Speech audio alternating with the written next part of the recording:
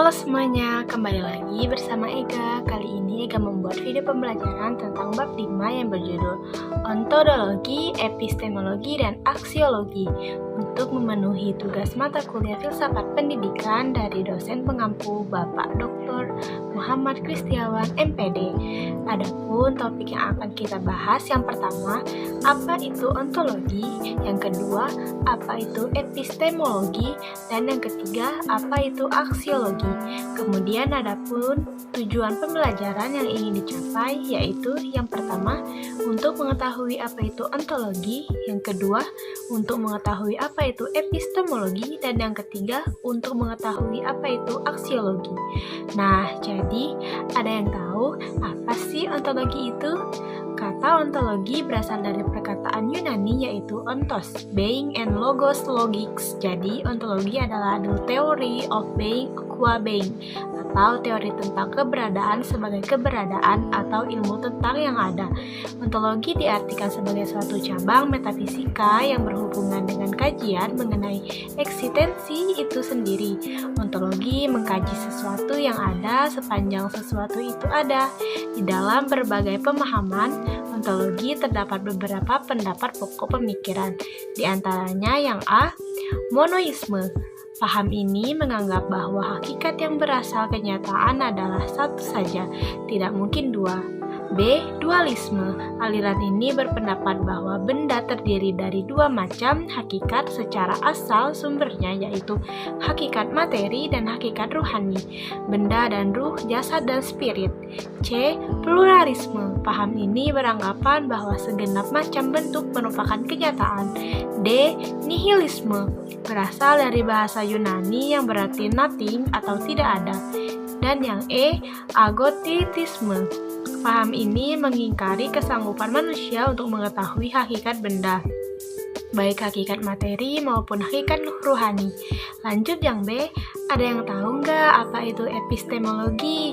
Jadi secara epistemologi berasal dari dua suku kata Yunani, yakni epistem yang berarti pengetahuan atau ilmu, dan logos yang berarti disiplin atau teori. Dalam kamus Webster disebut bahwa epistemologi merupakan teori ilmu pengetahuan atau sains yang melakukan investigasi mengenai asal-usul dasar, metode, dan batas-batas ilmu pengetahuan. Adapun metode dalam epistemologi itu antara lain adalah sebagai berikut. A. Metode induktif adalah suatu metode yang menyimpulkan pernyataan hasil observasi dalam suatu pernyataan yang lebih umum. Misalnya dalam memilih sesuatu bertolak dari pernyataan tunggal sampai pada yang universal. B. Metode deduktif adalah metode yang menyimpulkan bahwa data-data empiris diolah lebih lanjut dalam suatu sistem pernyataan yang rutut.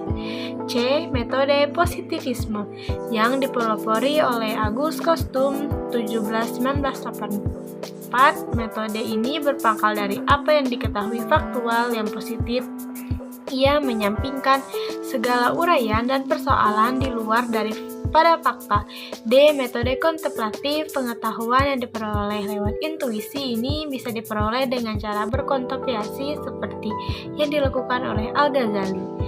Dan yang E. Metode dialektis, tahap logika yang mengajarkan kaidah-kaidah dan metode-metode penuturan, juga analisa sistematis tentang ide-ide untuk mencapai apa yang terkandung dalam pandangan.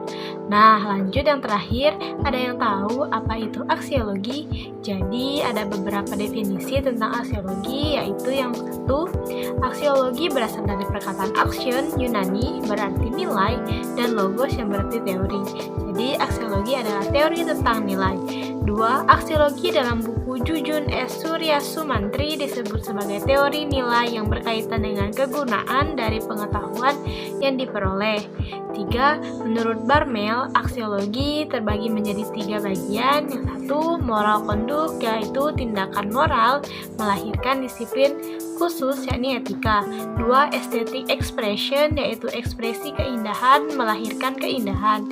3. Sociopolitical life, yaitu kehidupan sosial politik melahirkan filsafat sosial politik. Nah, jadi sekian video pembelajaran dari Ega. See you next time.